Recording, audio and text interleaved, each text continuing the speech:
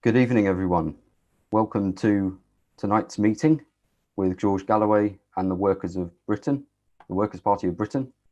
And tonight's subject, we're going over the subject of the SNP, Scotland, the tyrants in tartan. So over to you, George, if you're ready. Thank you very much and welcome to this public meeting of the Workers' Party of Britain and to the, I suspect, rather substantial number of people watching this either live or in the near future who are not members of the Workers' Party of Britain, perhaps do not support any of our politics, but who are nonetheless interested in the very important issue of Scottish separatism, one that unites many people of different classes and different politics on both sides of the divide. So let me first define how we in the Workers' Party see this question. And we see it in exactly the same way that we saw Brexit. We were ready to and did successfully ally with people of different politics to ours in order to secure Britain's withdrawal from the European Union. That did not mean or imply that we had given up our politics, still less that we had embraced anyone else's politics, but that we knew that in a binary choice, the existential issue must prevail. It was our analysis that leaving the EU was a matter of fundamental importance to the British working people. And therefore we conducted, I myself personally, a reasonably high profile level, a campaign alongside others of different politics to secure Britain's withdrawal. And we prevailed, despite all the brickbats that were thrown at us, despite all the discrimination and blockages that were placed in our way. We prevailed. And Britain has left the European Union, and by the end of this year will be clear of it one way or another. And there we may part company with some of the people with whom we campaigned for Brexit, because we believe that Brexit was a necessary but not sufficient condition for the building of a Britain for our people that we wish to see and that we campaign for. It was not sufficient, but it was necessary. And that is precisely the way that we view the question of separatism, of the partitioning of this small island of Britain, the building of a hard border, the division of peoples who have been together for 300 years, who for good or for ill have a great deal of shared history, not to mention a shared culture and shared economic interests. And I intend to break those 3 points down in the course of my address. But I want to deal with the first one first, the question of history. In 1940, exactly this time, our small island was existentially challenged by the presence at the Channel ports of the fascist hordes of Hitlerism. The SNP leaders, all of them,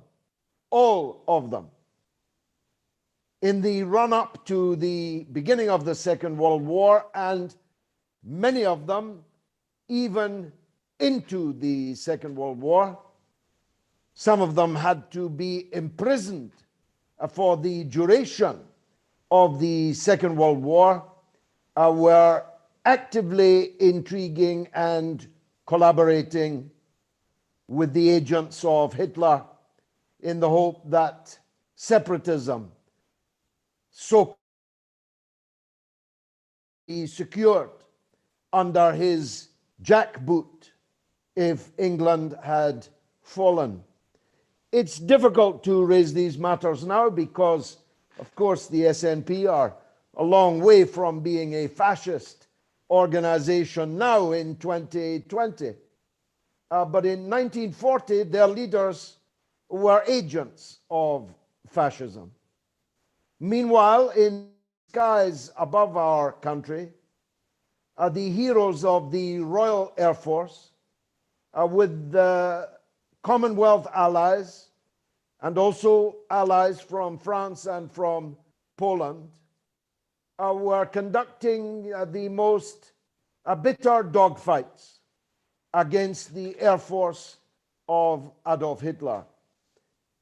And as the skies were filled with the swirl of these great battles on which the entire history of this island, but of the whole continent of Europe, and indeed perhaps the fate of the world, as Churchill put it, never in the field of human conflict was so much owed by so many to so few. But as the aeroplanes swirled above, those down below was that the red, white, and blue roundel should prevail. The idea that one might ponder even for a second whether the pilot was from Sutherland or Sunderland or Suffolk is, of course, perfectly absurd. We were one. And in that moment of our history, we found, I believe, our finest hour. The people of England and Scotland and Wales are grafted together like bone. And it follows that when a bone is severed, a great deal of pain is the result. And a permanent disfigurement, deformation may very well be created with the severing of a bone so important, so fundamental, a backbone which runs from the north of Scotland to the south of England. It is obvious to me, and always has been obvious to me, that no good could come for anybody other than the small parcel of rogues that currently run Scotland in their own image, in their own interest. A small, tiny, shrunken, small-minded, vindictive political class full of grudge, living off grudge, feeding on grudge. Other than them, no section of the population, north or south of the border, would gain from the severing of that vital and fundamental spine that runs the length and the breadth of this small island. I have always felt that way. So for those who say I'm somehow selling out or betraying something, I am loyal to the politics I have held all of my life. I was going to say adult life, but I held those politics even before I became an adult. And in some cases, yes, I'm addressing you, Tommy, I'm only saying what you used to say. What I've just said to you was once ABC by everyone who regarded themselves as a socialist in Scotland. It's you that has changed, not me. It's you who has betrayed what you used to believe in, not me. I believe what I have always believed and can make an argument for it that I believe is insurmountable, unbeatable. And I will do so all the way up to next May and beyond if necessary. The idea that separatism in any way equals socialism is not only untrue, it's the opposite of the truth. Separatism, were it to be successful, could only survive, if indeed it did survive, by Scotland becoming a cutthroat bargain basement annex to the remaining English and Welsh economies. Otherwise, I mean, think about it. The flight of capital across the border, it's a very short distance from Edinburgh to the border. The flight of high earners threatened by those socialists who call themselves nationalists now would pack up their things and go rather than be super taxed by a socialist government in Edinburgh. The businesses, the banks, capital would any such prospect, and so no such prospect would be offered. Instead, the Scotland that would come to pass would be a Scotland with even lower wages than it has today, even lower taxation for the wealthy and successful than it has today, even lower levels of profit tax, corporation tax, even lower levels of regulation. If Britain, under the Boris Johnson vision post-Brexit, is for Britain to be a bargain basement off the coast of Europe, then it follows that an independent Scotland would be an even cheaper bargain basement. The standards of the working people for whom we exist would be destroyed. It would be a race to the bottom because, of course, the English government would not stand idly by and allow the Scottish government to win that race. And so they too would slash their levels of public expenditure, their tax on the wealthy and on profit corporations. And thus, a beggar thy neighbor race to the bottom would occur. And everybody would lose, but the working class would lose most of all. Secondly, if separatism is socialism for fools, then what can you say about the SNP prospectus to leave the Union of Great Britain to join, if they're allowed, the European Union from which Britain as a whole just voted to leave? What kind of independence can Scotland expect to enjoy as a member state, a tiny dot on the northern periphery of the European Union? What kind of kindness might the Scottish people expect from the hard-faced men of the European Union, of the European Central Bank, and of the pan-European institutions? Well, they could ask the people of another small European nation called Greece. When Greece was unable to comply with the financial orthodoxy required of them by the European Central Bank, they were crushed into dust by the big powers of the European Union. The public of Greece were utterly shredded into dust. Half of the children of Greece were hungry by the fourth month of the extreme austerity imposed upon the small nation of Greece, small but not as small as the population of Scotland. And what was that financial orthodoxy that the Greeks were unable to comply with?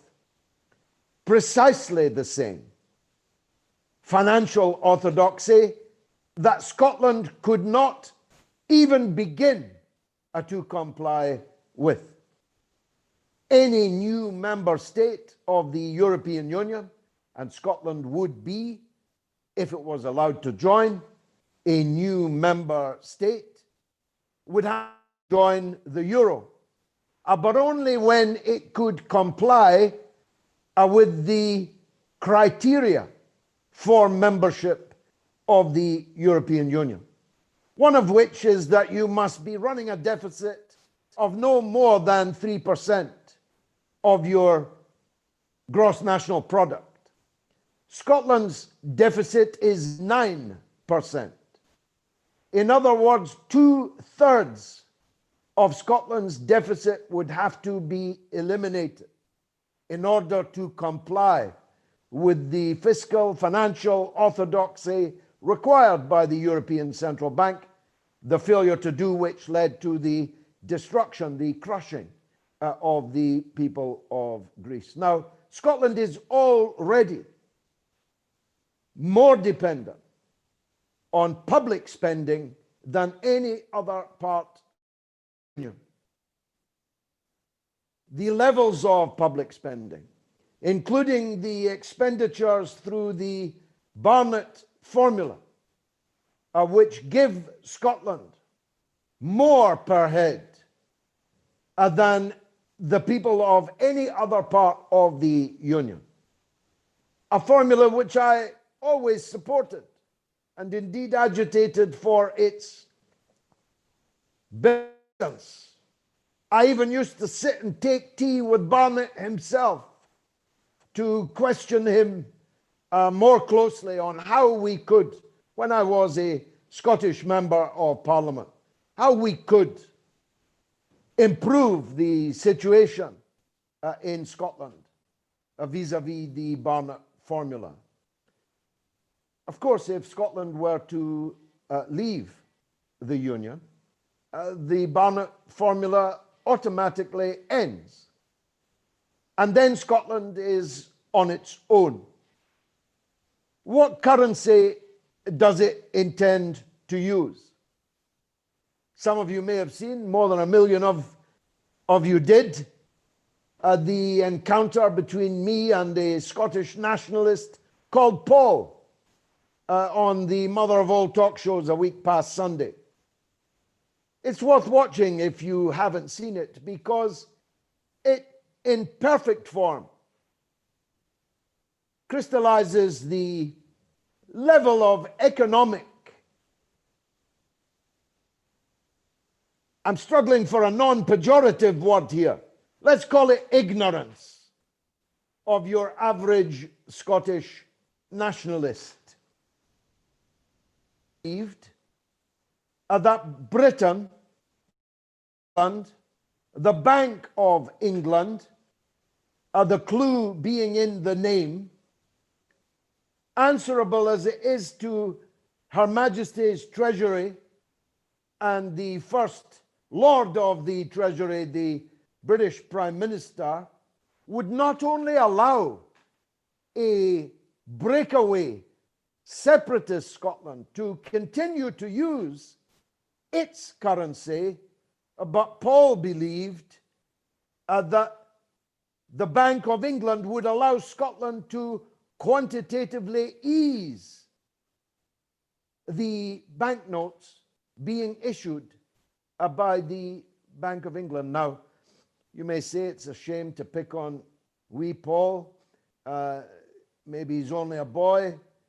Maybe he's a finance minister in the Scottish Parliament, for all I know. But this nonsense ought to, on its own, completely disable the case for separatism within this small island. Scotland would not be allowed to use the pound. If it did so in the way that Panama uses the US dollar, is there anyone outside of Broadmoor or Carstairs who really believes that the British would stand by and allow their currency to be cheapened by allowing somebody in Edinburgh to start printing pounds? This is such economic lunacy. You might think it's impossible to believe that anybody believes it, but they do. There are many Scottish nationalists who do. There will be no pound. If an independent breakaway Scotland used the pound, it would do so against the will of the issuing authority of that pound, namely the Bank of England. Thus, Scotland would have no central bank. It would have no currency of its own. It would have no one to stand behind its economy and its debts. No one, until it joined the euro, and it could only join the euro by cutting 2/3 of its deficit, meaning absolute destruction of the Scottish economy, absolute penury, widespread poverty, absolute wreckage of the public sector in Scotland would have to be conducted. And so if the argument for leaving Britain was weak in 2014, which it was, and it was decisively defeated by 55 to 45. If it was a bad idea in 2014, it is an impossibility, actually, now, without death being the result of severing this small island. For the reasons I've given, but for this next one, uncomfortable though it is for some to hear. If Scotland were to join the European Union, and not only would they have to join the euro, but would have to have a hard border with England as a matter of course. Think about it. If Scotland was in the European Union, the free movement of labour rules would apply. Now, it's possible that significant numbers of East European workers would want to come and try and find work in Greenock, in Gourock, in Ayrshire, in Glasgow. That's possible. But it's very much more likely that the cheap labour from Eastern and Central Europe would be exercising its right to come to Scotland, that they could cross the border into England. That's much more likely, and which the British government could not possibly accept, because Britain has left the European Union and no longer permits the free movement of labour from the European Union. And so, the very hardest of borders would causing not just further economic damage to the very substantial cross-border traffic that goes on despite the presence of ghouls at the border shouting F off Scotland at English drivers coming across the border, but damage to tourism, and perhaps most fundamentally damage to human relations between two people on either side of that new hard border who have lived without one for 300 years and who have intermarried across this border for centuries. The existence of a border between Scotland and England, when England is by far and away the biggest market for Scottish goods and services, would itself be a cause of further destruction. Well over 60% of Scotland's exports go to England, not to Slovenia, not to any of the parts of the European Union that Scotland's Nationalist Party want to hook up with instead of the people of England and Wales. The damage would be savage were our two peoples to break up. And lastly, on this point, before I turn to what we must do about it, the overwhelmingly likely outcome of all of this would be a bitter disappointment amongst the Scottish people about the consequences of the breakup, about the failure to deliver on the promises that the separatists make for Scotland as some kind of land of milk and social democratic honey,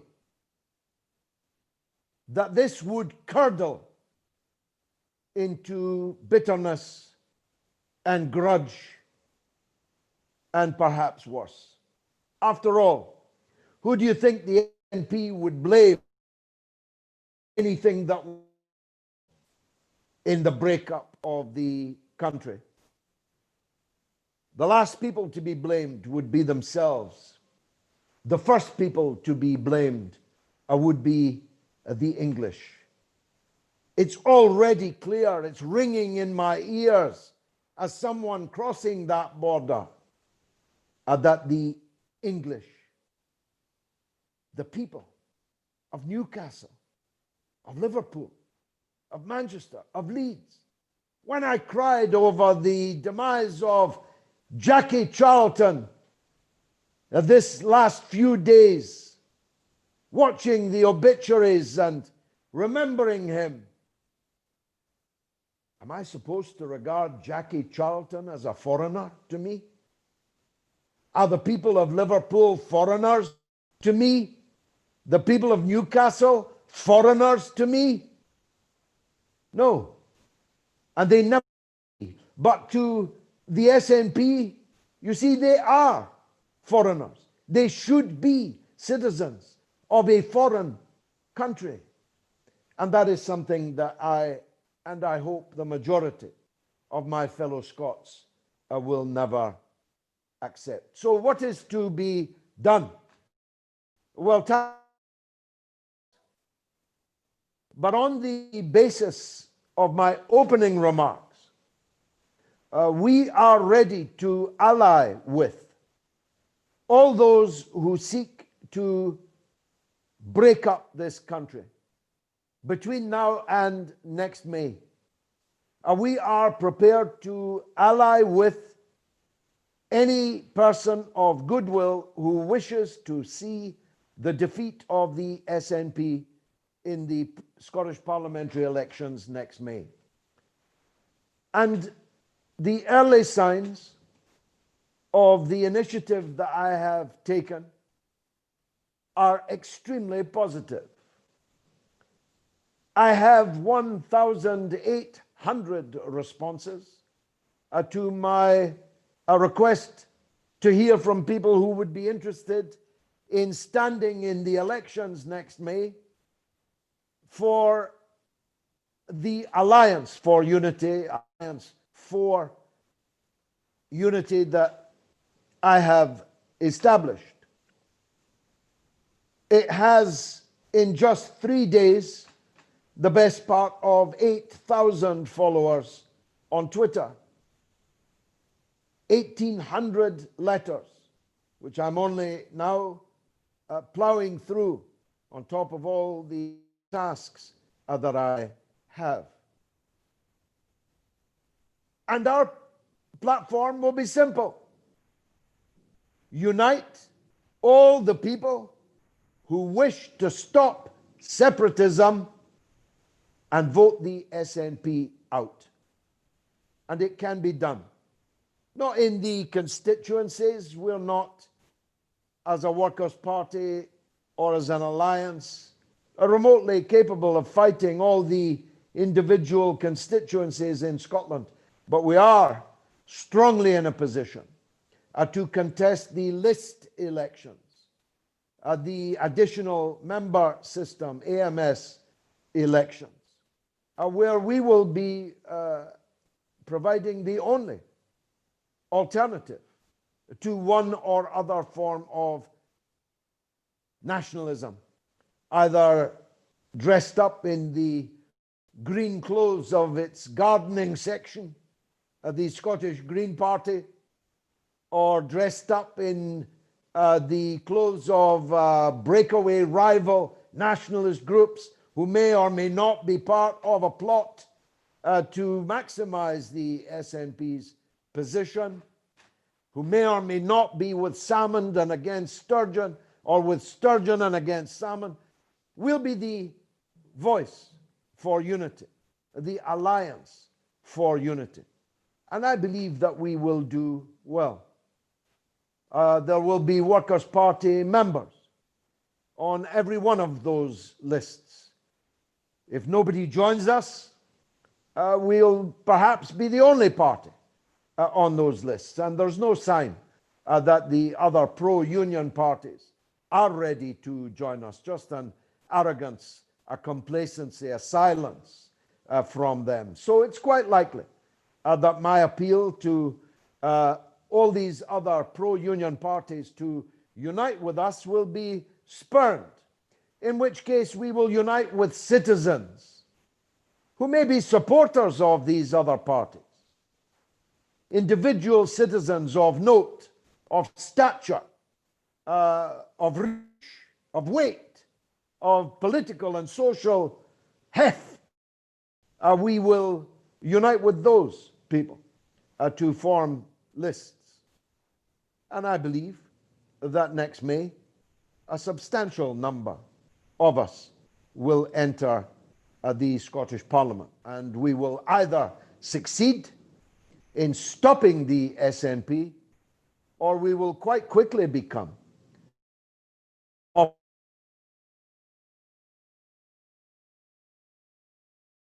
the Scottish Nationalist Party, in what would then, in those circumstances, be a final stage of the battle for Britain. Because if the SNP win, be sure they will quickly plunge the country into another never-ending on separation. And that will literally be the last chance to save Britain. Thank you very much indeed, Rob, and happy to take any questions from... Thanks very much, George. Thank you. Let's go to Joshua. You've got your hand up there. Yeah, good evening, guys. That was a very powerful and very galvanizing speech. Yes, I would just like to start by saying that I think the best strategy we could possibly make against the SNP is to explain how their proposition to rejoin the EU as an independent, inverted commas, Scotland is the greatest irony, the greatest paradox, the greatest perversity that any part of this country has been offered in a very long time. I mean, they claim to be socialist, but they want to join a neoliberal group where they would have to accept, as George pointed out, austerity, because they would have to make cuts to their public services given their deficit. They would have to, probably as the default course of action, accept the use of the euro, which would come into conflict with many other much more powerful nations, and not 3 other nations as they would in the UK, but something like 14 or 15 other users of the euro. They use that word independence, and they believe that somehow independence is going from 59 Scottish MSPs out of a UK Parliament of 650 to a mere 8 at most, and that's being pretty generous of Scottish members of European Parliament out of a total number of about 700, and with Scotland in it, it would probably be about 710, 720. That is not independence. Socialism is not accepting, that you cannot, or you would have difficulty in renationalising your railways, as one particular Scottish MSP, Mari Black, aspires, ostensibly to do.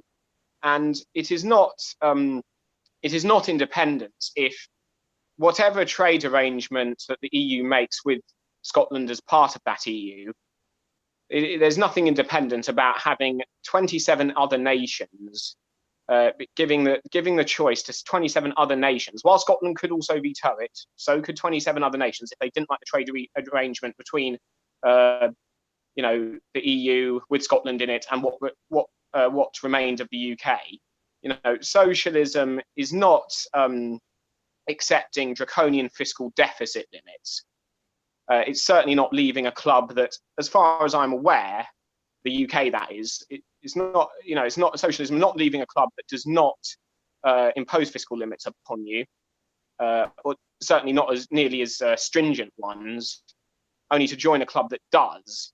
And it's certainly not, considering that Scotland, actually, the average public expenditure per capita in the UK in Scotland averages higher than the overall figure. So there is nothing socialist or independent about any of it. Let me cut you short, because I think there's a lot of people trying to get in. The differences, of course, in the thousands of pounds per head are expended in Scotland, thousands of extra pounds per head expended in of the UK. There are hundreds of thousands, almost 1 million Scottish workers currently living on the furlough, which is being provided by the UK tax-paying base as a whole. In fact, the coronavirus crisis is the second time that the British state has saved the Scottish economy from a total, absolute dereliction. The first time being the financial crash of 2008, and now in 2020, the coronavirus crisis, and then the Barnett formula and all the other monies expended in Scotland, the government procurement for warships, for example, on the Clyde, in which I used to be very heavily involved. I spent much of my time as a Glasgow MP lobbying the Ministry of Defence for military warship orders to keep the yards in business and the men at work, with some considerable success, I may add, and so on. But I need to correct something in what you said. They are not, definitely not, socialists. Neither would they claim to be socialists. They at best would describe themselves as social democrats. That's what Alex Salmond, for example, says that he is, and he's on the left of the party. So they're not socialists. As a matter of fact, most of them, and I spent, the first half of my life, more than half, in Scotland, they are Tories.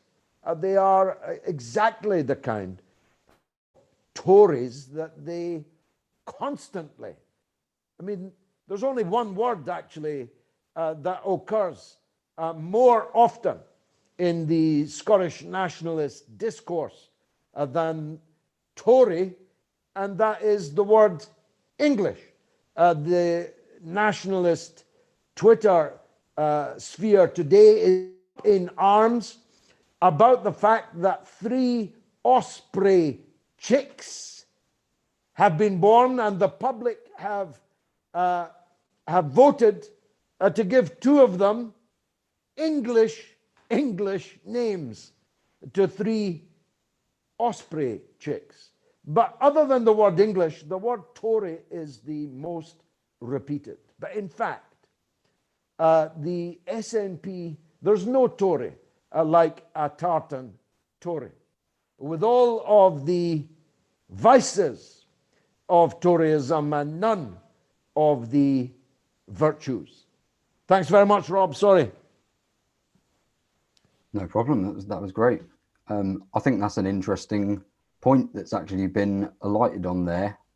This use of language, because I'd say that that's something that is another example of something that affects the political discourse, over the whole country. And I noticed that on the left, the trade union movement, the labour movement in Britain, and so I mean England as well. That term of attributing everything to Tories, or Tory austerity, all these different appellations that are contrived in that way, is actually a way that the real kind of economic reasons for problems that lots of working people face isn't actually due to just which particular bourgeois party is in government. It's actually a deeper issue of economics, and I would say that kind of continued use of language that attributes everything to being a ideological choice of the Conservatives in that sense is something that we should try and tackle, really, and directly. Not least, Rob, because New Labour under Blair and Brown did most of these things first. Indeed, yeah. And that's something that is often willfully kind of pushed to the side in the discussion. I've got a contribution here in the chat from Daniel. I'm going to read that out. He says, in my experience up here, many SNP voters simply see them as the only alternative to Conservative or New Labour governments. I agree that the figures don't add up for independents, but as we've seen from the experience of the Remain campaign and Hillary Clinton, arguing to maintain the status quo seems to be increasingly off-putting to sections of the electorate, regardless of economics, etc. How can we attract this section of SNP voters? Well, it's summed up in the words I used right at the beginning. Stopping separatism is a necessary but not sufficient condition to build the country we want to see for our people. But it is necessary. I'm afraid there's no getting away from that, because if it is not done, if separatism is not stopped, then the kind of country we want to see for our people cannot be achieved. Precisely like the argument for Brexit.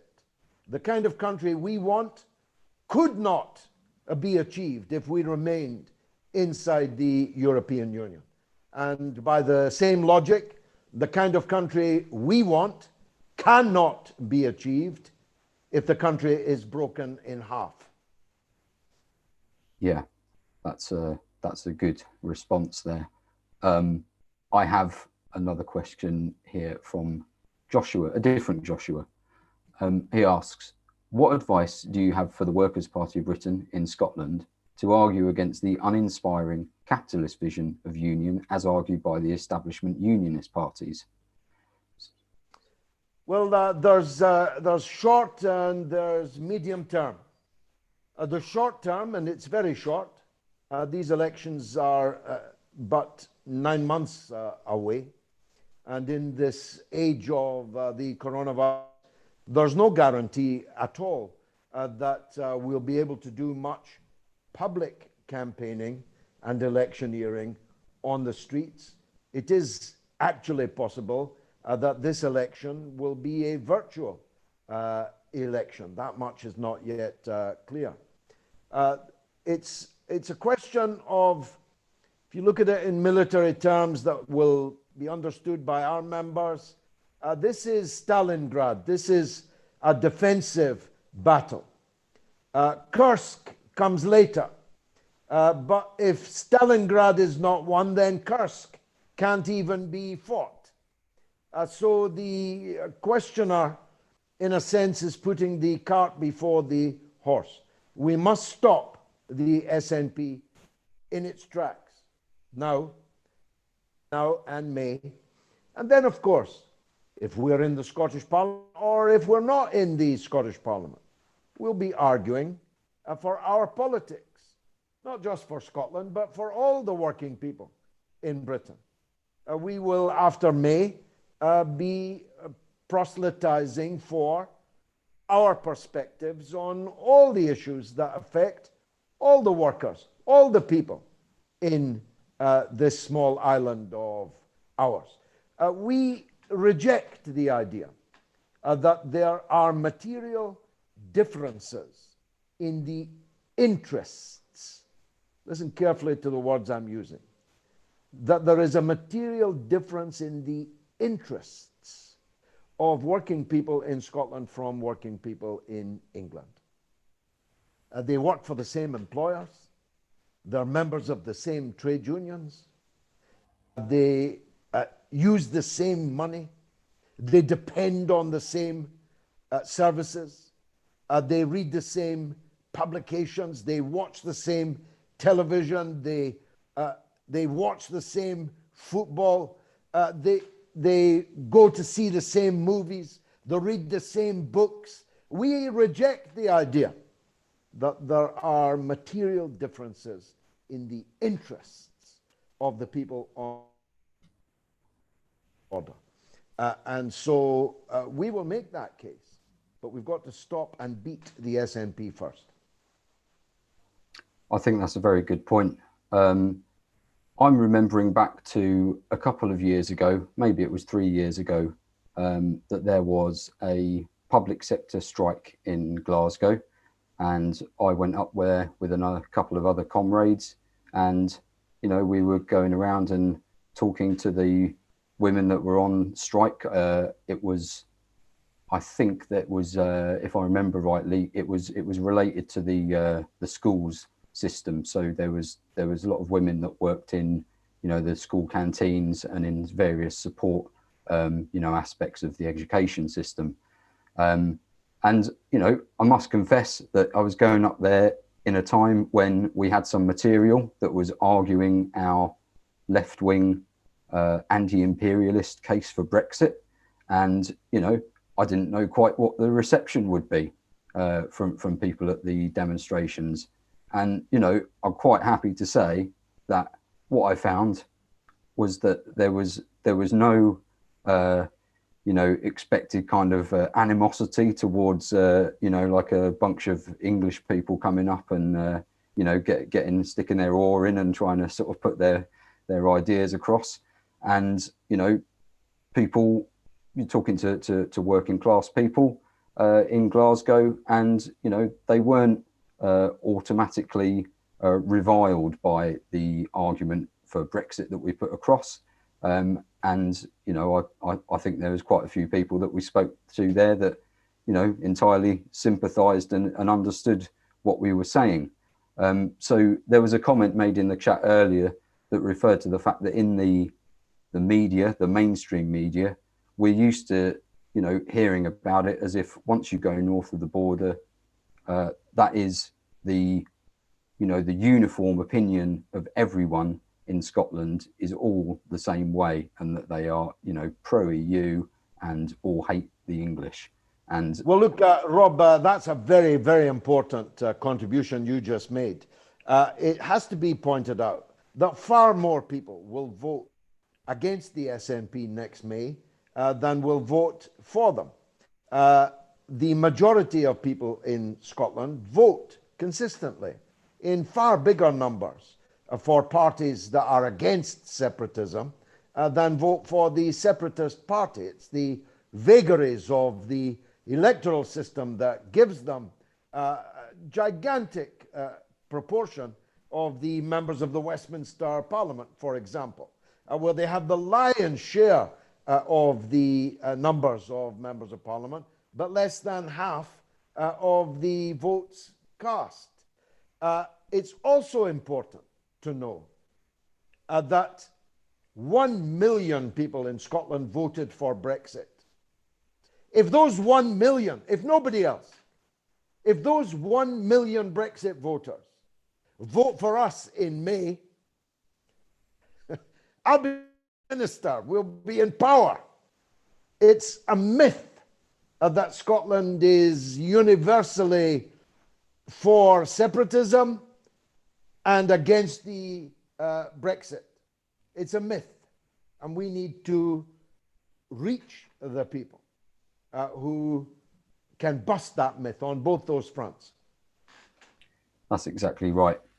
And I'll also add that a lot of the women that we spoke to when there was this strike ongoing, they were perfectly aware of how the actual precise issue that was in dispute at the time had been used as a political football between Labour local government and SNP run local government over a number of years. And I can't actually remember which one of the two it was that was in at the time it happened, but I remember people saying, we know they didn't support this when they were, in opposition, really, because they're not now. Well, you wouldn't know, Rob, because the only thing certain about the contest between Labour and the SNP in local government is who's going to lose, and that is the workers. Anyone who's ever worked for an SNP-controlled council or public body will tell you exactly the same thing. They ain't the workers' friend once they've got the boss's jacket on, and in fact, in many cases, are far worse bosses than the Tories that they constantly denounce. Thanks, George. I've got another question here that's come in through text from John, and he asks, what has the SNP done for Scotland, particularly in light of their failures on education, NHS amongst others, not to mention Sturgeon's failure to call out the ugly border patrolling shouting down at fellow Brits for wanting to spend their money on Scottish soil? And then also he adds, do you think the Alliance for Unity will expose the nationalist movement in Scotland, unite workers of the country, irrespective of their geography? Yes, I do. And in fact, a considerable impact on the political situation in Scotland. You shouldn't mistake the silence of the Labour, Conservative and Liberal Democrats towards our emergence with serenity. It's the kind of serenity shown by the rabbit in the middle of the road, caught in the headlights of powerful beams coming in both directions. We have already forced Nicola Sturgeon today to make a deeply unconvincing pronouncement that there's not an anti-English bone in her body. And if you believe that, there's a bridge in London for sale, going cheap, that I could probably help you buy. The the reality is that the SNP have been in power an entire decade, for 10 whole years, during which time the once magnificent Scottish education system has fallen and fallen down the tables of international comparison. The Scottish has become a health shambles. Scotland has the third worst outcome in the world on the coronavirus, notwithstanding the ghouls at the border addressing the English travellers as if they were carriers of the plague. As a matter of fact, the Scottish death toll, as the Financial Times pointed out this day, is the fact that it might be marginally less of a disaster than the disaster brought to us by Hancock and Boris Johnson and so on, is scant comfort, and may even actually, when all the chips are down, not even itself be true. Scottish public services have been extremely poorly administered, especially extra expenditure at their disposal, a point I made earlier.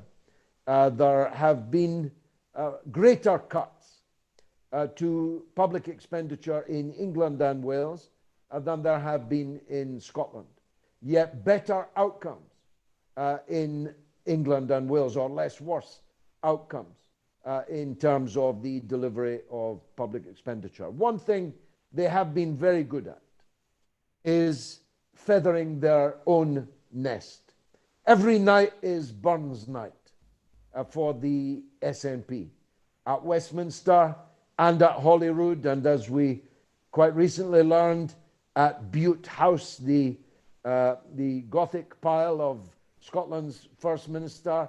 Every night's a party at the public's expense.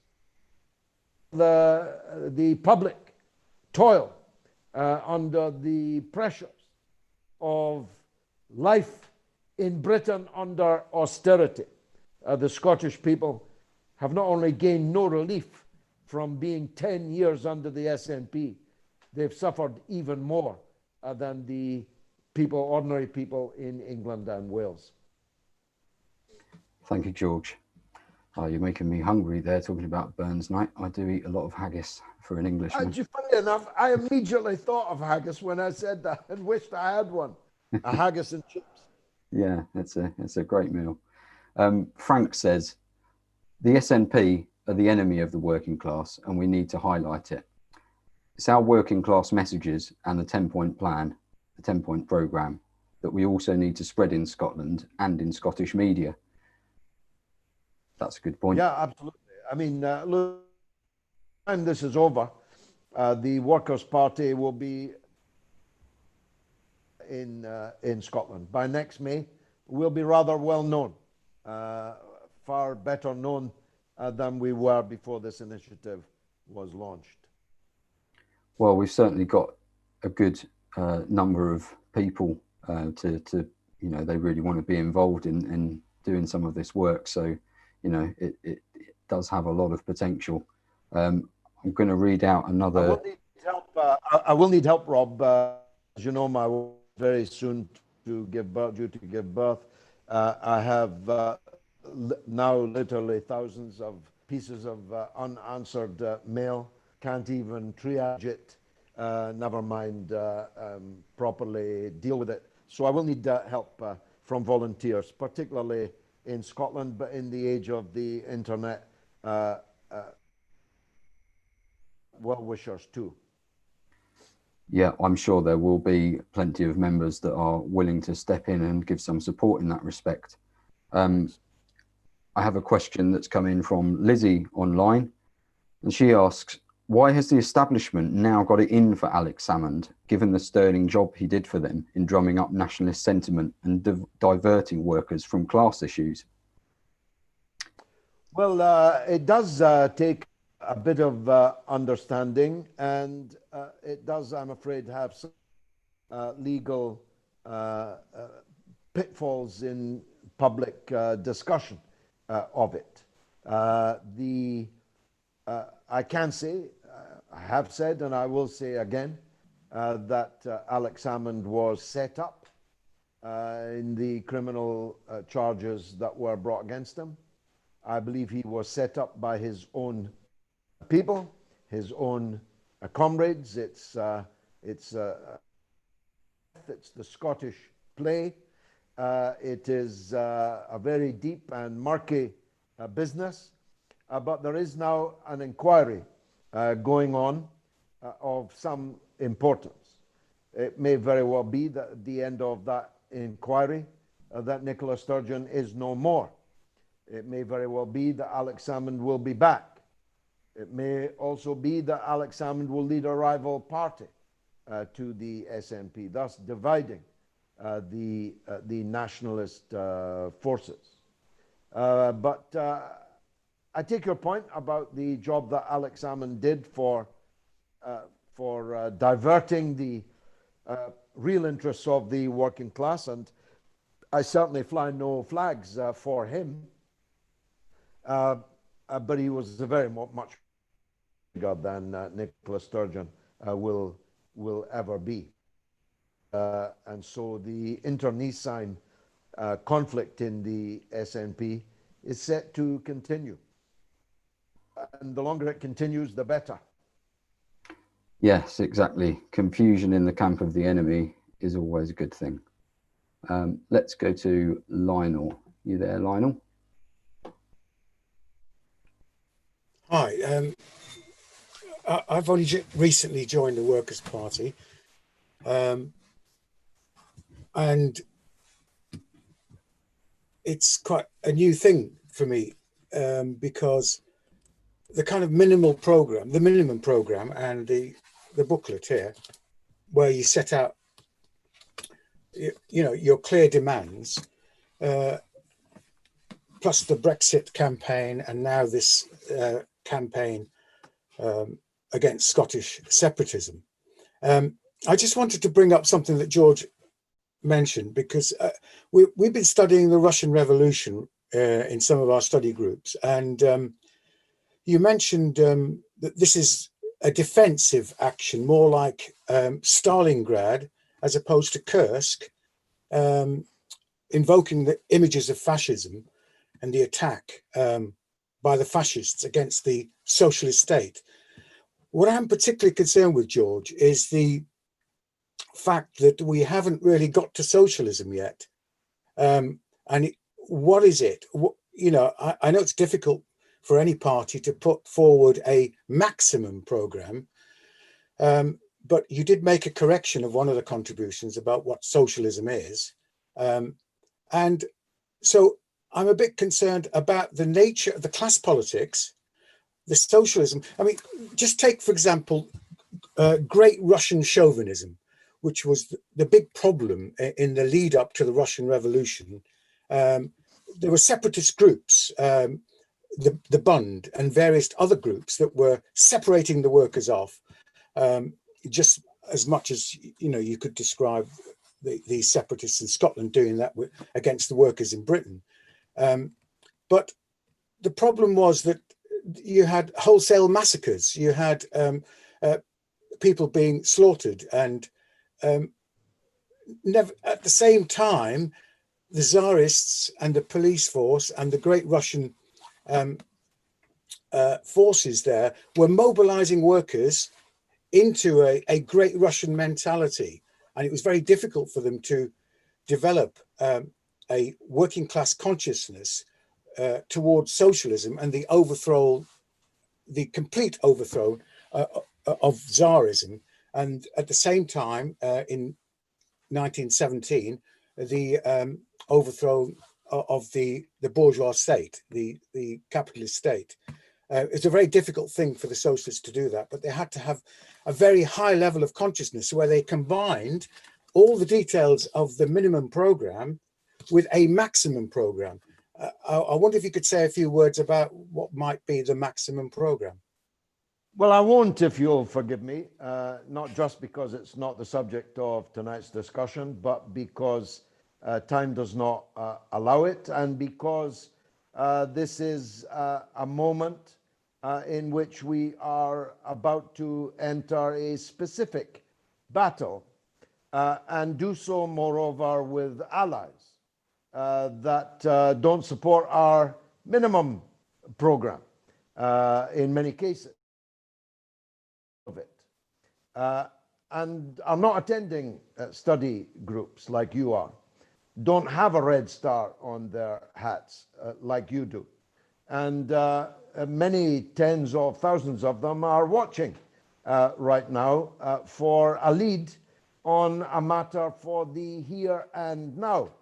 Now, by making the comparison between Stalingrad and Kursk, I did not, of course, mean to imply that Britain was the equivalent of the Soviet Union, and that the SNP were the equivalent of fascism, albeit their historic role between 1934 and 1945 doesn't bear much examination. I meant it purely in the sense of military strategy, that in order for an offensive to be launched and be successful, the defensive battle must be won. And the defense of the Union is the defensive battle to which I refer. And now, fascinating as it was to go back to the days of great Russian chauvinism, none of that applies in this case. There are no forces ground in Scotland suppressing the people. There's no great English chauvinism. In fact, the contrary. Scottish people, especially during the Blair-Brown era, held most of the commanding heights of government, of finance, of public administration, of mainstream media. You could switch on in the morning and switch off in the evening to Andrew Neil, equivalent of great Russian chauvinism in this argument. What there is people who seek to commit an injury upon our country that would make it, I believe, impossible, but at the least make it vastly more difficult for us to be able to build the country that we in the Workers' Party want to see. And that's why I say that the defeat of the SNP is necessary, not sufficient, but necessary. Thanks, Rob. Thanks, George. That's a good point there, and you've actually reminded me of something I saw a little while ago. It's not to everyone's cup of tea taste, of course, but the comedian Frankie Boyle, he did make a little TV series going around Scotland not that long ago, and he did make a very good point about the intertwined nature of, you know, the imperialist ruling class of Britain, which is not as simple as it being that there was an imperialist English ruling class that was continually oppressing the rest of the country. And you know, I think he pointed out where there was the names of the streets and the things and the buildings and the statues that were named after, you know, Scottish slave traders and people that did very well out of that whole system of the British Empire, in a way that, you know, if you look at an oppressed colony of the empire, you don't find the same sort of benefits having. No, I think that's an important point, Rob, and we've dealt with it before in our public meetings on this subject. Scotland is not only not now an occupied country, it never was an occupied country. The union took place because the Scottish ruling class having bankrupted themselves in their own imperial project, asked the English ruling class to unite with them, and thereafter both ruling classes went on to rob, rape and pillage around the rest of the world. Far from Scotland being a victim of colonialism, Scotland and England together colonized most of the world, and the Scots were not in second place in the brutalities of that empire period. Yeah, precisely. On that note, really, it's actually related to this point. We have a question from the online chat. Janie says, how can we persuade young Scots of Irish origin who have learned their republicanism from Irish family members and friends that Scotland and Ireland are different cases? They feel that to identify in any way with the British is inherently imperialistic. Well, we did also deal with this matter in both our discussion of Ireland and our discussion of Scotland on previous occasions. So if people want a deeper understanding of that, they can go back to those videos. But it is a paradox, I must say. I'm calling it a paradox, but I'd like to call it something stronger. Not 20, less than 20 years ago, a people of Irish Republican politics and from the Irish nationalist diaspora in Scotland didn't even really consider themselves to be Scottish. They did not go to Scottish international football matches. The idea of a Scottish flag at Celtic Park amongst the crowd would have been completely ludicrous for a variety of historical reasons. A section of the Scottish population did not actually believe that they were Scottish either, and would have been quite likely to sing songs about them going home, if you get my drift. I myself was a victim often of that. I used to be frequently asked when I was going to go home, by which they meant, of course, go home to Ireland. And so a section of the Scottish public did not regard people of Irish background like me as actually really being Scottish at all. The Church of Scotland regularly proselytized in the early 20th century, but until the third decade of the 20th century, called for the Irish to go home and described us in the most pejorative ways.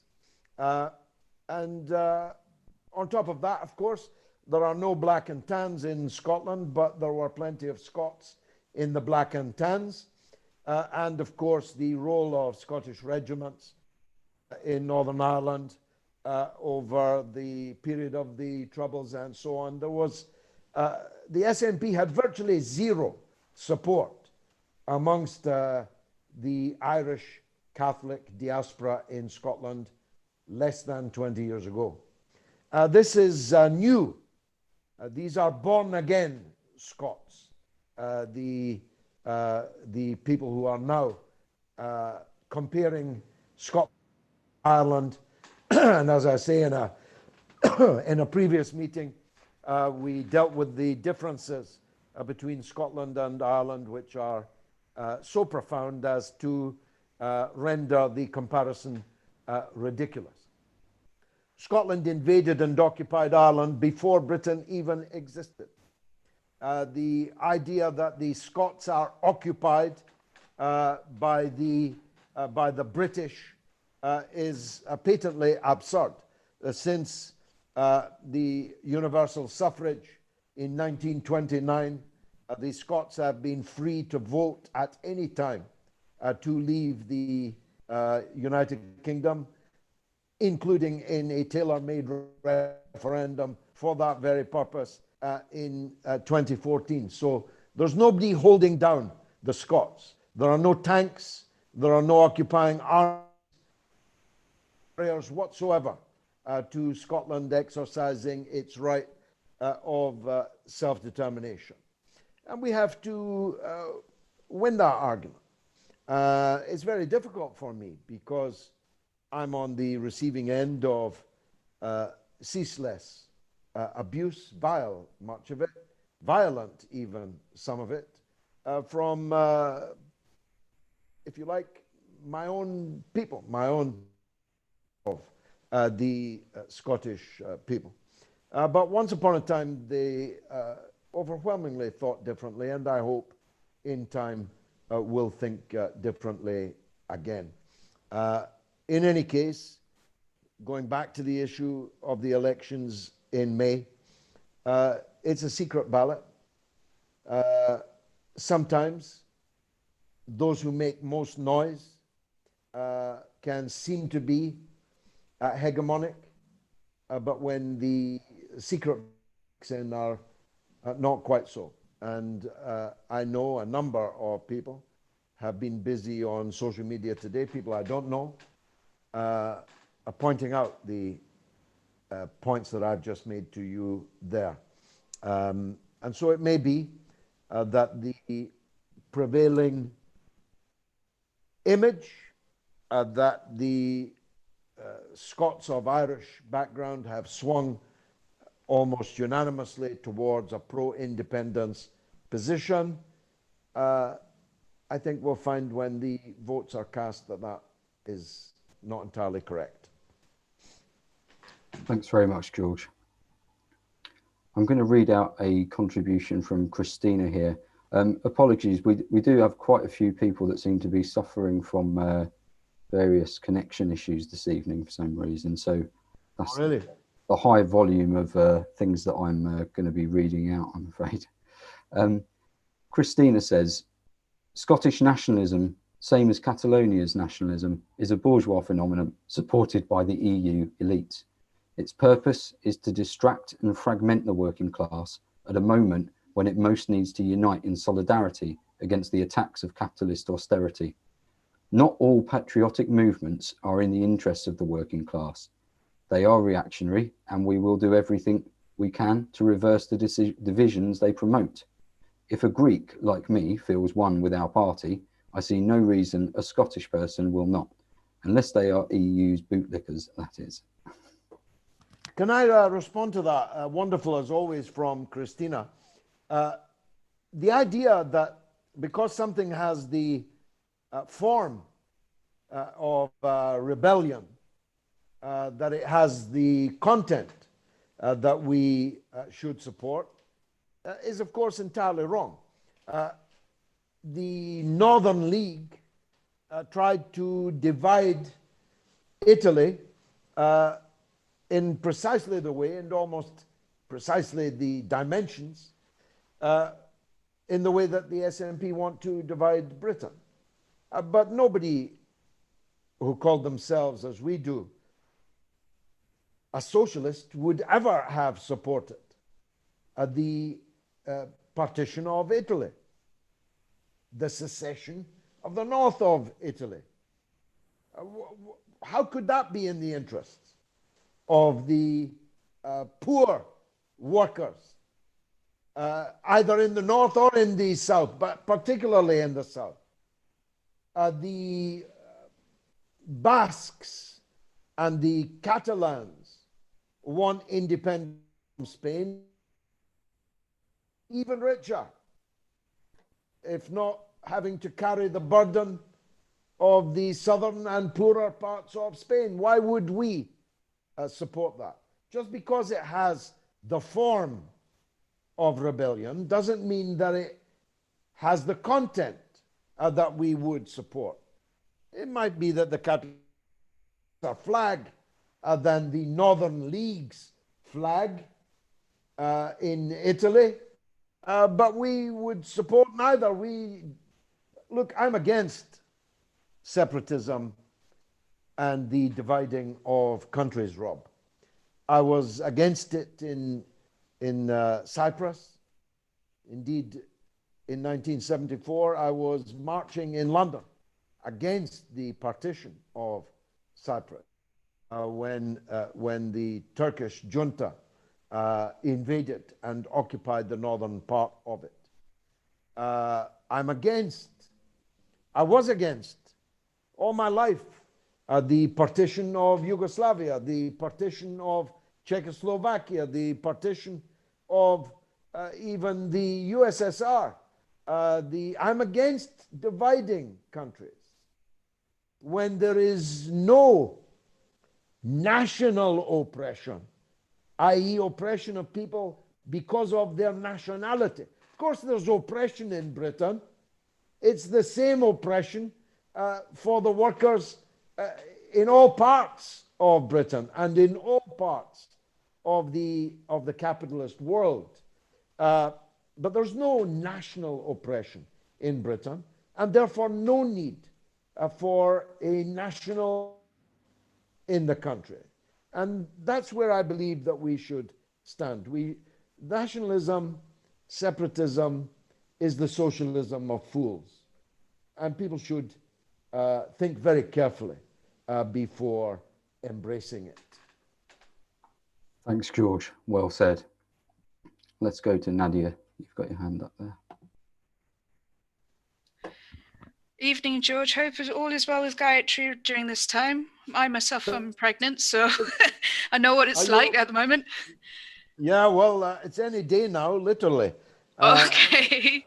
I'm trying to persuade her to give birth live on the mother of all talk shows. That'll put the ratings through the roof. But I don't know if she'll hang on till Sunday. I might see you running off moats. Yes. No, I was thinking, during the last few days about the SNP and their ratings and the polls and how the dynamics have been really changing in Scotland. And for me, it's quite obvious, because when I see Nicola Sturgeon talk, a little bit is part rhetoric, and what I see is the people, the Scottish people, a lot of the pro SNP people, the nationalists, their arguments are always based on a bit of grudge. It's Sure. grudge against the English. It's grudge against those down in South. And I don't know about my fellow Scotsman or woman up north, but we're not doing fantastically here. I'm talking about the working class anyway. Exactly. We're not exactly, multimillionaires or what have you. I mean, the rent here is diabolical. The rates, everything, and you don't have the salary to match it. And finding a job as well, it's not easy for us. It's really, really hard. And I find myself sometimes frustrated, because it feels like they're talking about something they don't really know everything, all the information about. This is the problem. And also I'm worried about that word SNP, Scottish Nationalist Party. That word nationalist, I heard it in the Nazi Party somewhere. I heard it in that name, the National Socialist. And nationalism is, I think it's a very ugly thing, because you become tribal. You become very, okay, it's everyone else's fault. It's not ours, Yeah, exactly, and brilliantly put, Nadia. There are more poor people living in poverty in a 3-mile radius of the Houses of Parliament at Westminster than are living in all of Scotland. It is, of course, in the game plan of the SNP to pretend that the streets of England are paved with gold, and moreover, that's the reason for breaking the country up. But of course, the opposite is true. In the course of my work, I travel widely in this country, and I see with my own eyes the public realm in the devastated parts of England and Wales, as Tess would point out, and Wales. The devastated public realm, the dereliction of 10 years, or more than actually, 12 years of austerity in Britain. The pernicious idea how the English people are doing better than the Scottish people, and that somehow the Scottish people have got to separate themselves, segregate themselves from the English in order to improve their position, is not only untrue, it is the opposite of the truth, for the reasons I have already adumbrated. Public expenditure in Scotland is at the minimum £1,000 per head per annum higher than it is in England. The public realm in Scotland is considerably better than the public realm in many parts of England and many parts of Wales. But we need to stay together. And if we stay together, we can then move on to dealing with the problems that are faced by all of us together.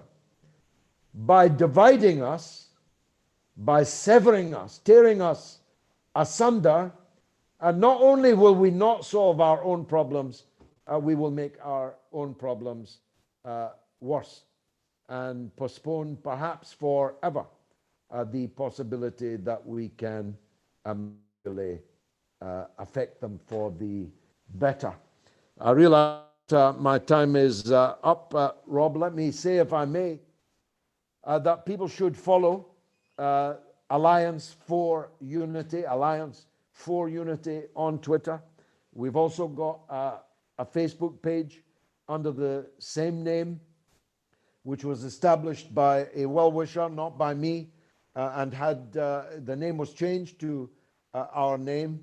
And there are many, many people watching this whose political differences with me, with you, are many, and in some cases profound. But these differences will mean nothing if the country is destroyed. At the risk of taking my Stalingrad Kursk risk again, this is the high summer of 1940. 1940 lies some years ahead. The choice of which Scotland, what kind of Britain, lies ahead. But that choice will not be able to be made if there is a failure in the high summer of 1940. If the Battle of Britain is lost next May, then there will be no 1945, neither for one side nor the other. Thanks very much indeed for watching. And if you want to write to me, if you want to write to us, please do so. Follow Alliance for Unity, follow the Workers' Party of Britain, and we hope to see you on the campaign trail. And if it's not allowed to have a campaign trail, then we'll be chasing you virtually. Be sure about that. Thank you very much indeed for watching.